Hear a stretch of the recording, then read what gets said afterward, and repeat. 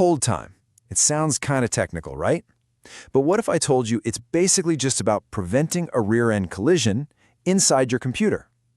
Today, we're going to break it all down using a really simple story about traffic lights and cars. And trust me, it's going to make perfect sense. Let's get into it. Yeah, that right there, hold violation. That is the kind of warning that gives digital engineers nightmares. But what does it actually mean? Why is it such a huge problem? Well, forget all the complicated circuit diagrams and tech jargon for a minute. We're going to explain this whole thing by talking about something we all know way too well, a traffic jam. All right, so let's set the scene. I want you to picture a highway, but this isn't just any highway. It's the digital highway inside your phone or your computer. And the rules of this road? Well, they're the only thing stopping the insane amount of data zipping around from turning into one massive, chaotic pileup. Okay, so on this road, we've got two cars, just two. The front car, it represents the current data. It's already at its stop, and it's trying to unload its cargo. And right behind it, you've got the back car, which is carrying the next piece of data. It's just waiting for the green light to move forward. Pretty simple setup, right? So, here's our first big idea. That front car, it needs a certain amount of time to safely get its cargo unloaded once the light changes. It can't happen instantly. That minimum safety window in the engineering world is called hold time, or hold time. It's like a traffic rule that says, hey, this data needs to stay put for this long so we can actually save it correctly. Okay, so if there's a rule in place, you'd think everything would be fine, wouldn't you? So how do things go wrong? How does the crash happen? Let's take a look under the hood and see the anatomy of this digital accident. To really get what's happening, we need to know the three main players in this drama. First, you've got T-hold, which we just talked about. That's the front car's unloading time. Next up is TCQ. Think of this as the rear car's reaction time, like how fast it hits the gas. And finally, there's TCD, which is basically the length of the road, how long it takes for that data to travel from point A to point B.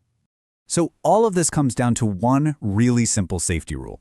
As long as it takes the back car longer to get there than it takes the front car to unload, we're golden. The math looks like this. The reaction time plus the travel time has to be greater than the unloading time. If that rule is followed, the new data shows up after the old data is safe. No crash, everyone's happy. But what if that rule gets broken? What happens if that car in the back is like a super fast sports car? Or what if the road is just way too short? And crash! That's what happens. The back car slams right into the front one before it's done unloading its cargo. That new data just smashes into the old data, completely overwriting it before it was saved properly. That is a hold violation. It's not just a little bug, it's total data corruption. It's a full-on digital rear-end collision. Now you might be thinking, okay, easy fix, right? Just make the road longer or the car slower. And yeah, that makes sense. But there's a twist. Our story has a villain, a sneaky little problem that makes this whole situation way, way more dangerous. And its name is clock skew. This really shows you what's going on. See, in a perfect world, all the traffic lights on our digital highway would turn green at the exact same nanosecond. But we don't live in our perfect world. In reality, because of tiny little delays in the wiring, the signals get there at slightly different times. So get this, the traffic light for the back car might turn green a split second before the front car's light does.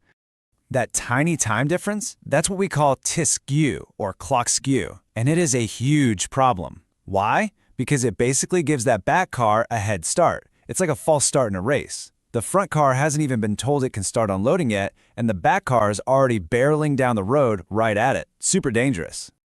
So we have to update our safety rule. The math gets a little trickier. Now, the back car's travel time has to be bigger than not just the unloading time, but the unloading time plus that head start from the clock skew. You're adding another factor to the dangerous side of the equation. That T-skew just eats away at your safety margin, making a crash almost inevitable. Okay, so how on earth do you fix this? How do engineers stop this from happening? Well, the solution is really clever, and honestly, it's the exact opposite of what you'd think. You don't make things faster, you actually make them slower. The thinking here breaks down into 3 simple steps. Step 1, what's the real problem? The path for the new data is just too fast. The back car is getting there too early. Step 2, what's the fix? Well, we can't really make the front car unload any faster, so the only other option is to slow down the back car on purpose. And step 3, what's the tool for that? It's a little electronic component called a buffer. So what the heck is a buffer? Let's go back to our road. A buffer is like putting in a speed bump, or maybe adding a little S-curve that the back car has to drive through. Its only job, literally, its only job, is to add a little bit of delay.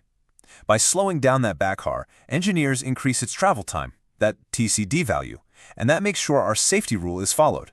The front car gets all the time it needs, and the crash is avoided. And all of this brings us to what I think is the real golden rule here, the big takeaway from our little road trip on the digital highway. Let's just wrap this all up. At its core, hold time is all about making sure new data doesn't show up too early and cause a digital rear-end collision. Clock skew is the villain that makes this crash way more likely by giving that new data a head start. And the weird but brilliant solution? It's not about going faster. It's about strategically slowing things down with buffers to make sure everything happens in the right order at the right time.